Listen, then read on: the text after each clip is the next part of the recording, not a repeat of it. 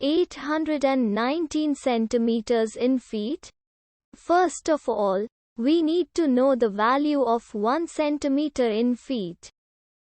It's always 1 centimeter equals 0.03280839895 feet.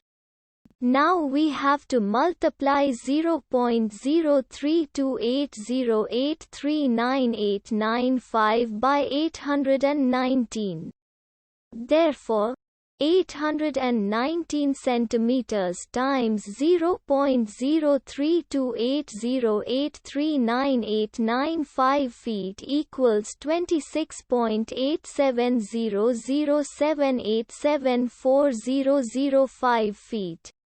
So, in other words, 819 centimeters equals 26.870078740005 feet.